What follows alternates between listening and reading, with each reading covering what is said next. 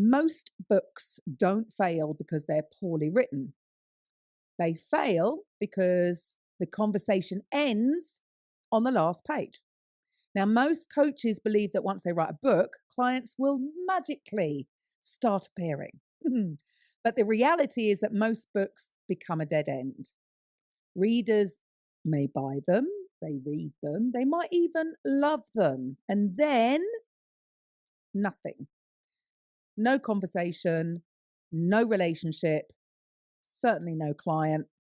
So, welcome back to the Podcast Profits Unleashed podcast, where we explore how coaches, consultants, experts can turn their expertise into authority, visibility, and real business growth. Now, I'm your host, Karen Roberts, and today I'm joined by Shahd Safarani, founder of ResMind. Shahid helps coaches and consultants and experts transform their books from passive assets into active client generation tools. By giving books an AI-powered brain, readers can ask questions, get personalized guidance based on the author's content, and continue the conversation long after they've finished reading. More importantly, authors gain visibility into which readers are most engaged and most likely to become clients. So this episode is called From Book Sales to High Ticket Clients, how to turn your book into a client generating machine. And if you've ever written a book, thought about writing a book, or wondered why your expertise isn't generating more opportunities, this conversation is going to completely change how you think about authority, engagement, and client acquisition. So let us dive in. Welcome to the show, Shahd. Hi, Karen. Thanks for having me on. I'm really glad to be here. Fantastic. And so let's get a little bit of your backstory. What made you realize that most authors were missing the biggest opportunity sitting right in front of them, the relationship with the reader? Yes, so if we go 1 year back, when I started my entrepreneurial journey, I personally wanted to educate myself about how to be an entrepreneur in terms of best practices, and also reading the business books from the people I've been following for years, like Daniel Priestley, Alex Hormozy, etc., the big names. And so I ended up buying dozens of business books in digital copies and wanted to really intentionally go through all of them, learn about the different aspects and the different skill sets you need to build out over the next years. And then I ended up struggling in trying to grasp the complex frameworks and complex terms they talk about in, let's say, digestible language that I could also apply fast and see reward or learn from fast. So I ended up like, since I have been like in AI for 10 years, I ended up like going for an AI helper to help me pull the insights I need at every step of the progress I'm making and learn fast, apply fast. And it was really valuable and effective process for me that I saw like a lot of value from during the first few weeks. And I was meanwhile looking for a tool that could help me navigate these books in a more product kind of level, where I could work more productive while interacting with the books, but grounded to the text written in the books, and also like having some kind of like overlay interface where I could read but then navigate and ask questions and do all that at the same time. I did not find a tool like this, and this is where it clicked for me on the reader side. As a reader, saying to myself, oh, I could build a business around this. And this is how it all started. And when I then started digging more into the market research and like really evaluating the business aspect of it and how you can build a company around this and the product and what the market needs, and that like in terms of the publishing industry and so on, I've been surprised that even the gap on the author side in terms of business and revenue is even worse. Like there's so much to work on there and help with. And that's because I realized like expert authors, what I like to call expert authors, but I just mean coaches, consultants, other experts that have written a book and they want to be used as a real asset for their business that drive in more back-end revenue and also bring in more clients. I found that they were losing almost all their readers before even their readers become aware of their higher ticket offers. You've got consulting program, a course online, a mastermind program for executives, all these kind of things, which are usually like, even if you have some of the most advanced book funnels in terms of CTAs that you spread out across your chapters in the book, they are buried in hundreds of pages, and people don't get to page 100 or page 200 till they have like realized, oh, there is a link here, I click and this is what helps me, and so on. So this is like the gap I've identified. I'd be happy to talk more in detail about these two gaps, the one on the reader side and the author side, and what I have identified in more detail. But yeah, that's like how it all started, I would say. So it was to help you actually go through some of the expert books that you were reading, and then you've noticed a gap in the market. Love it.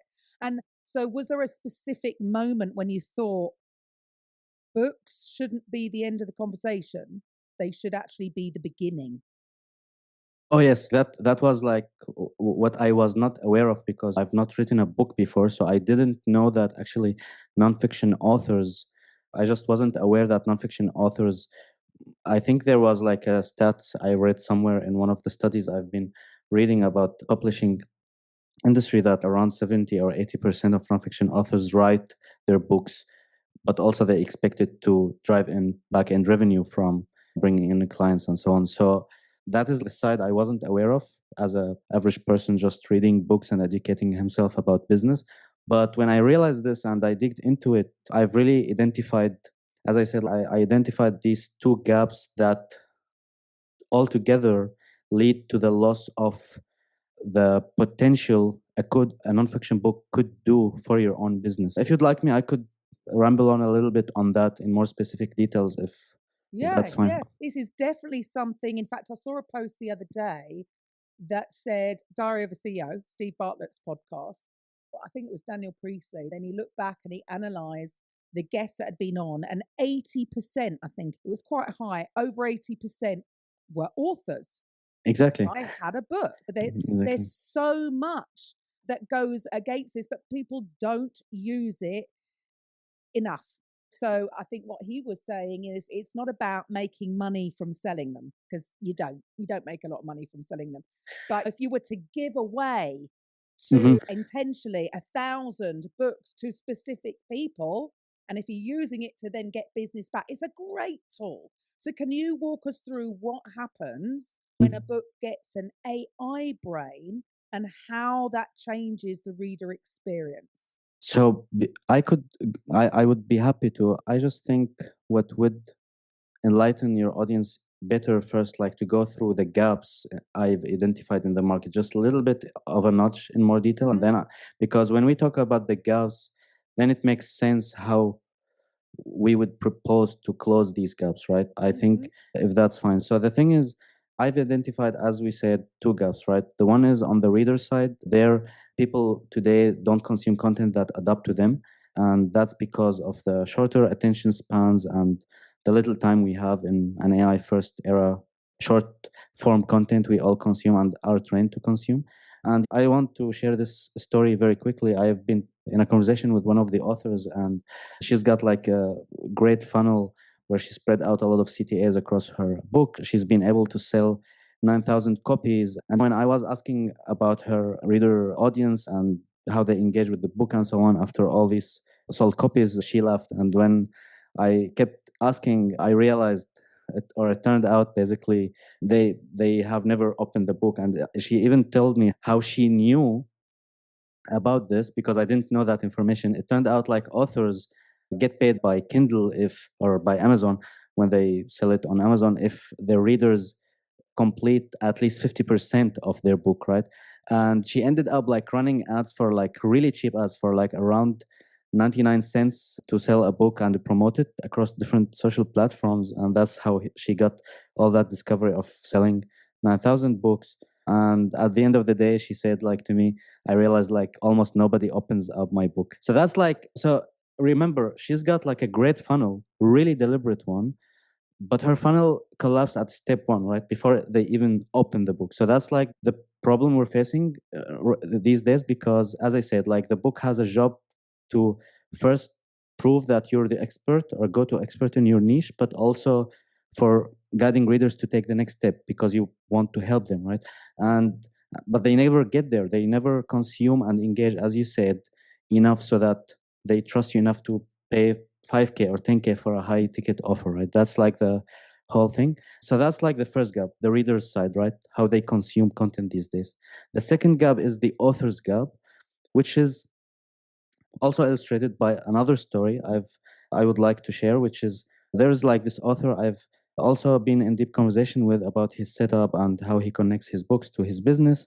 He sold like 3 books, thousands of copies again, but he's got no funnel. And he said like he gets his clients from referrals, speaking gigs, all these invitations and so on. And when I asked about his strategy, like planned strategy on how his book, like because he was about to publish the fourth one, he said, I will do a big push to the market, meaning like huge marketing campaign and a huge launch and so on, and see what comes back. And then he ends up like saying, would it bring in more clients? Maybe. Would it bring me speaking gigs? Likely. So he ended up with a string of maybes, and all that to say that I've noticed most authors or expert authors I talk to have the same situation one way or another. The way they rely on their book to drive their business and back end revenue is purely unquantifiable. So that's the other side of it. Like you pour all these years of your work and you also put 1 or 2 years extra to write a book about what you've learned and what you have experienced to help other people. And then once the moment you publish your work and your IP, you have no idea what's happening, right? Who bought your book, who's engaging with your book, how they are engaging, what topics they care about, and who's even one step away from becoming a client. Because I bet there is like this CEO somewhere who's worth 25K and a consulting offer, and he's like really interested in one of your works, but there's no clear seamless step that transition them or guide them to the offers that help them. So that's like the two gaps. If you'd like, now I can go towards the AI brain stream. Yeah, If because that's I think a lot of people, I think, are still in fear. With you mentioned AI, Mhm. I've written this book and it's authentic. It's my work. Where is the connection? So, can you walk us through what happens when a book gets that AI brain For sure. and So how it changes? Yeah, it's all about the reader experience. for sure. So we have these two gaps, right? They lead to loss of potential clients. That's like the bottom line. Now, if I were an author, an expert author, this is what I'd do. I'd give my book these days an AI brain. And even if I have multiple books, I would give it an AI brain that connect all these books, all the IP in one system that does 3 jobs. The first one is what I call engage. The readers talk to the AI, or let's say to the AI version of the author in their voice, ask it questions, get personalized advice. And it's like having a one-on-one conversation and really getting a lot of the value and the most of what they bought, which is the book in the first place. The second job the AI would do is would identify basically who is engaging with the book, how they are engaging, so which topics they care about, what questions they are asking, how frequently they are coming back to the same chapter or to the same problem. And from that, it would be able also to identify who is most potentially going to become a client or most interested in working with the author, right? And this is where the third step comes in place, which is convert, right? So the AI on the back end would be able to guide the readers, those readers who are most interested to connect with the author, towards the right offers for them at the right moment. Because remember, they were engaged, the AI knows what problems they are facing. It's like basically you want to think about it as if like you're an expert author and you have your best salesperson who can talk to like thousands, if not hundreds of dozens of thousands of people at the same time, and can introduce them to your world, warm them up, keep them engaged, but give really genuine, personalized, hyper personalized value, right? In an AI first era where people consume content that only adapt to them, and identify who's most interested to be ascended up the value ladder, right? To give them more value. And this is where your best salesperson would then guide them towards the right offer that solves their own problem. And this is like the bridge you build, or let's say you establish for the full journey of the reader, from I bought the book to I hired the author, kind of thing. Wow. So yeah, that's, I think, and the outcome of all of this is, as an expert author on my side, is that now I got my book to be not just this passive business card that I just keep giving away now for free because nobody reads it.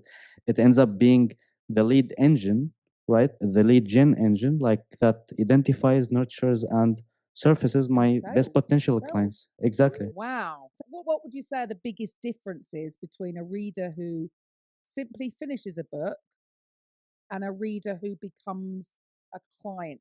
Is it that they're more engaged with the AI brain? What would you say is the difference? Yeah, so a reader, like we know this also from the work I've been also doing for personalization across different sectors, right? How AI impacts engagement and boosts conversions across different levels, sales conversions, completion conversions, all these kind of, and there are a bunch of studies around all that. So a reader who's bought the book but doesn't maybe have the time or doesn't have the urgency to get a problem solved. Let's say I broke up or I lost a member of a family and I'm passing through a very hard time, and I'm in connection now with one of the really successful and amazing experts in helping people heal across different traumas in life and so on. So when you see like how ideas can transform your suffering into something meaningful in your life, transform this pain which we all go through, for example, into a light that shines at the end of the day. And I truly believe, from all the authors I've been in conversation with and also the some I've been working with, I truly believe there's so much value buried in these books that help human beings get more empowered, get to overcome their own life struggles, all these kind of things.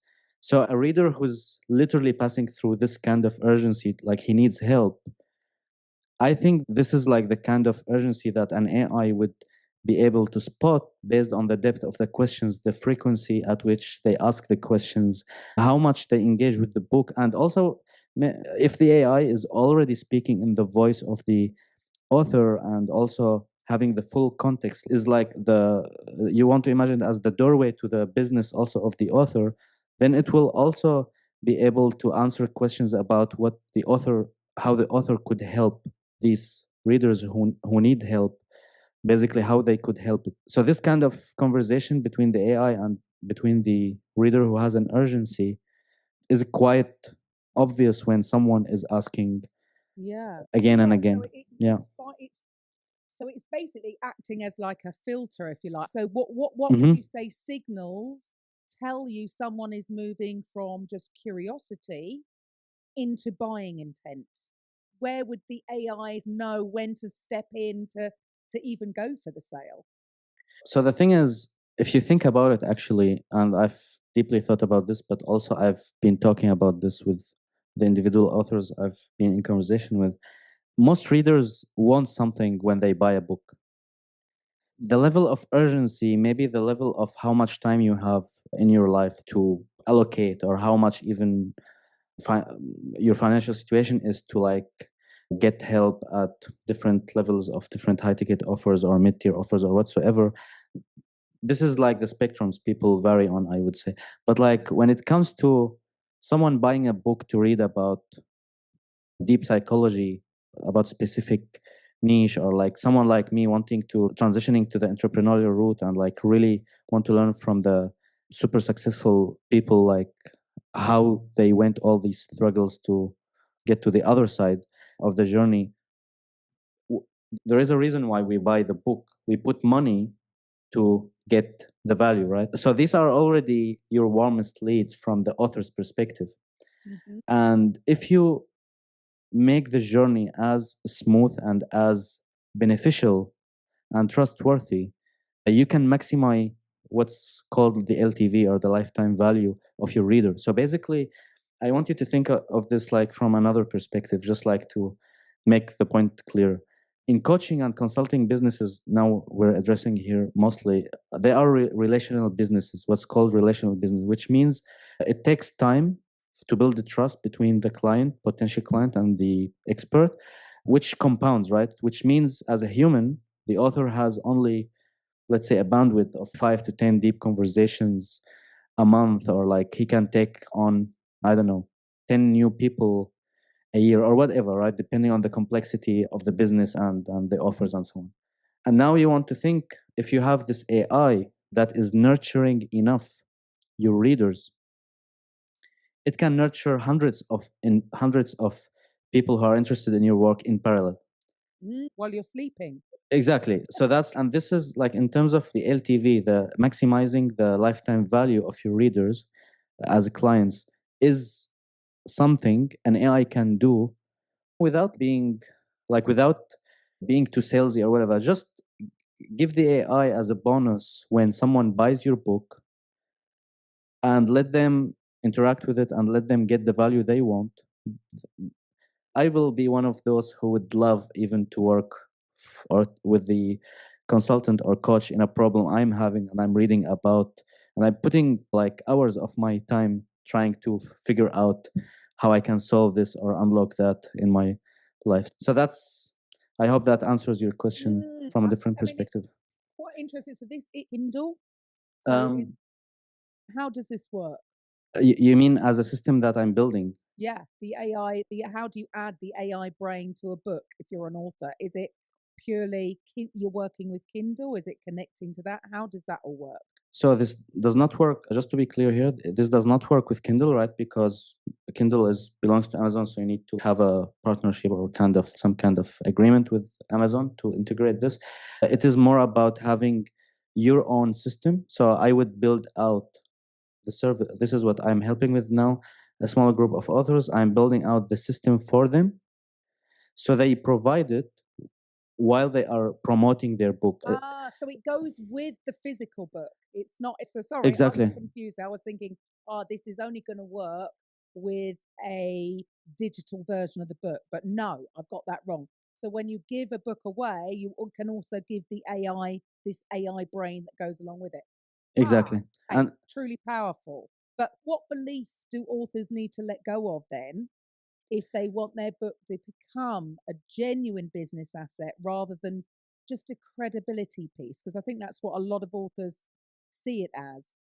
Yep. I think from what I've noticed, what I kept hearing and noticing from the dozens of conversations I've been having with authors or expert authors is the following.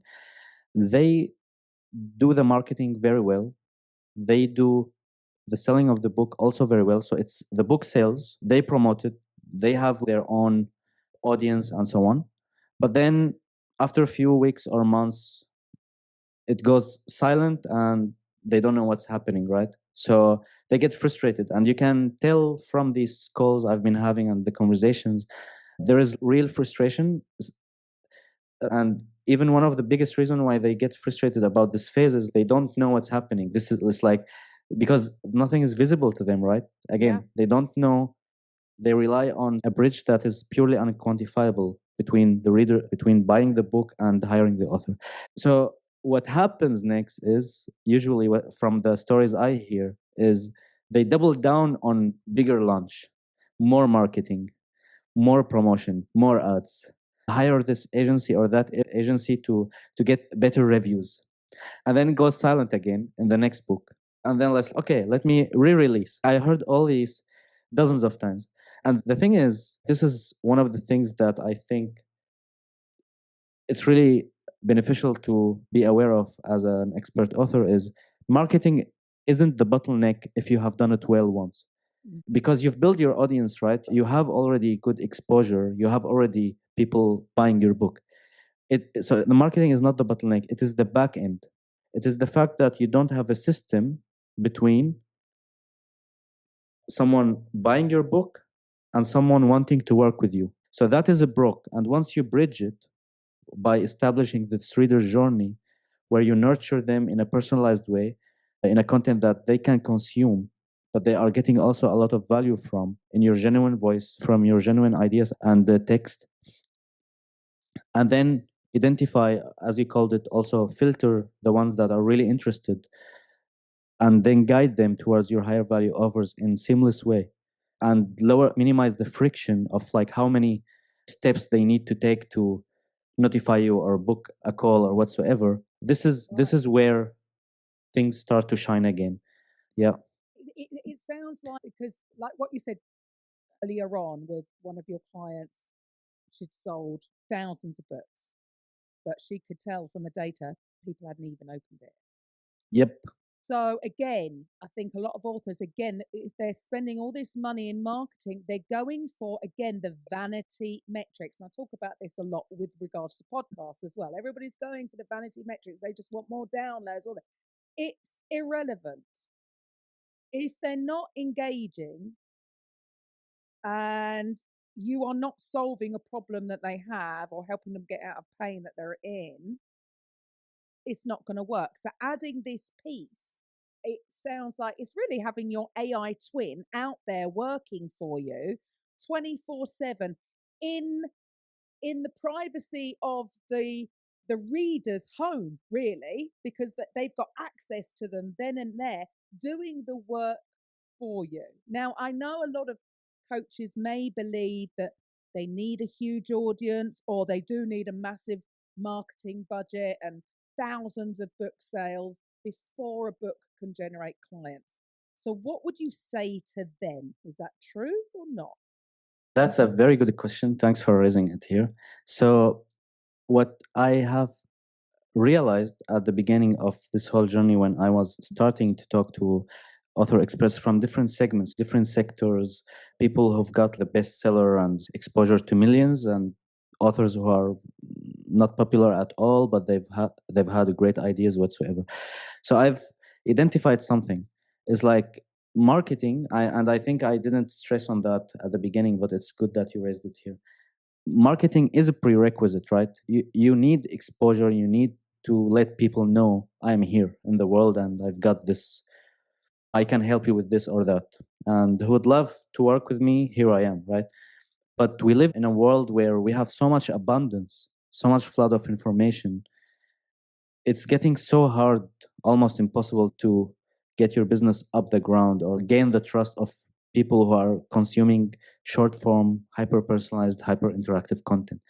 So, and now AI came in, and also like we have AI generated content, which makes it even.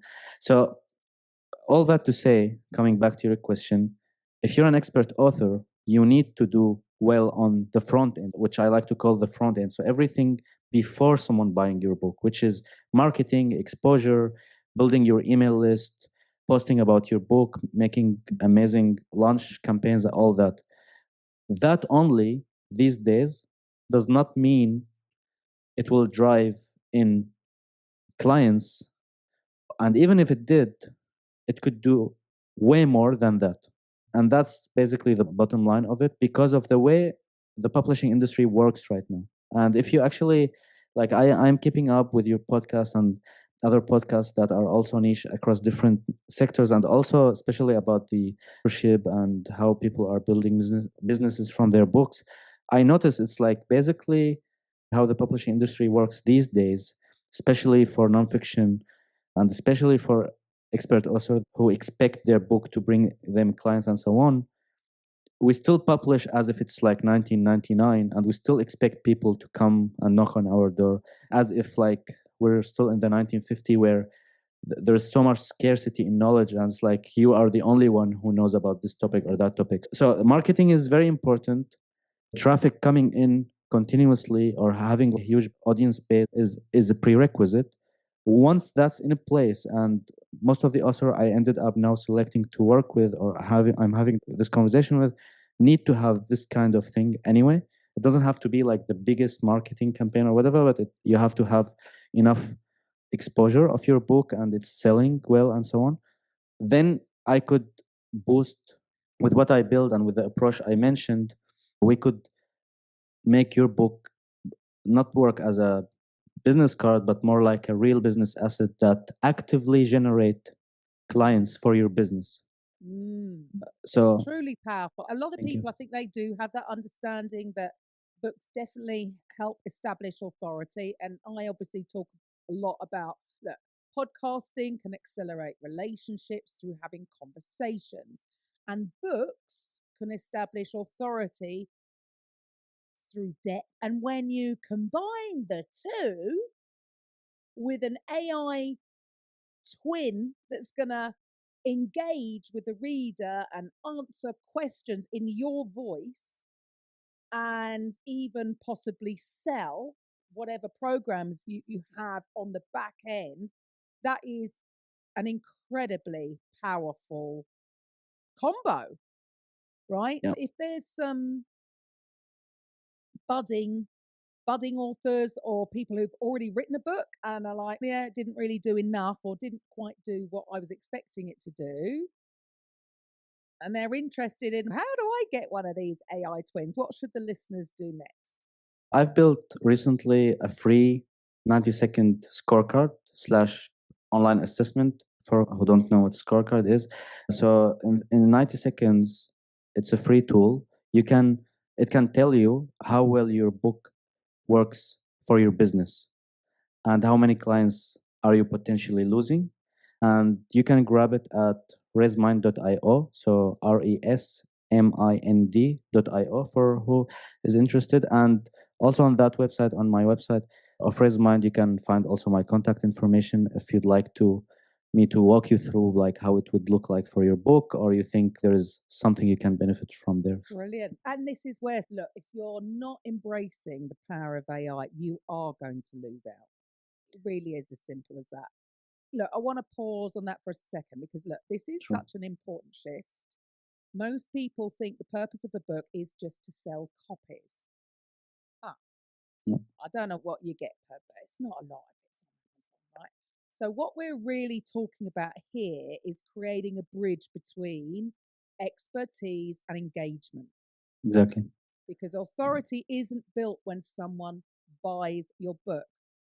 Just as he said at the beginning, doesn't mean anybody's actually picked it up. And I'll be honest, I've bought books in the past that I haven't picked up and actually read. Maybe if I had AI prompting me to actually go and read chapter one, maybe I would have. So authority is built when someone interacts. And that's the thing. The more you get them engaged with your ideas, and if you can get them engaged enough or deeply enough that they actually start seeing you as a person who can help them solve a particular problem. And that's why Uh, this conversation is really so fascinating, because we're moving beyond publishing and into relationship building. So if you are driving a car, walking the dog, and you're not going to remember the link that Shahid has just put up, don't worry, go back to the show notes. The link will be in there. Really take advantage of that. It's free. Go and test it out.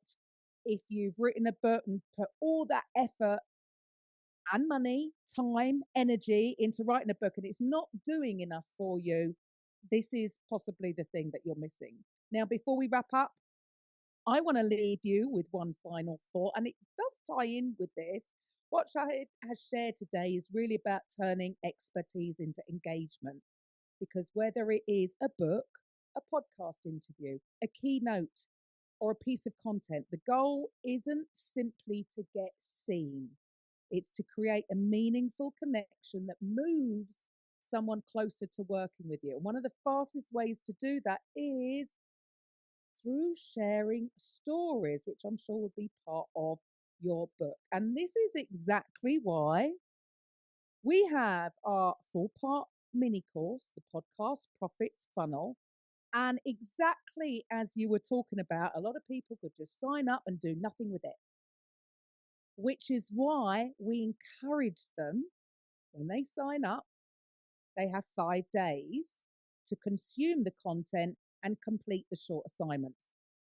If they do that, then we reward them with an extra training that isn't part of that course. It is actually in part of my high ticket offer, right? And we give them that for free. Now, why do we do that? It's very similar to your strategy here. It's about the more we can encourage people to actually consume the content, the more likely, if it resonates with them, they're likely to come and ask you Exactly. to help them implement. So it really ties in perfectly. And you can go and grab that. It isn't free, it's $5.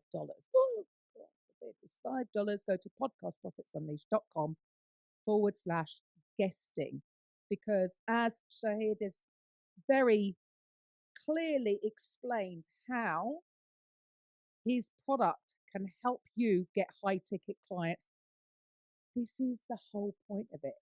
Getting out there, guesting on podcasts who have your audience is a fantastic way to get your message out there. And if you combine that with a book and combine it with your AI twin, you've got a very powerful combination. So, look, thank you for taking your time out today to speak with us. Okay.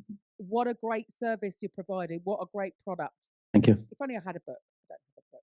I keep meaning to. At some point, I will write one, eventually. And to the listeners, I will be back next week. Bye for now. Thank you for listening to today's episode on the Podcast Profits Unleashed podcast. If you're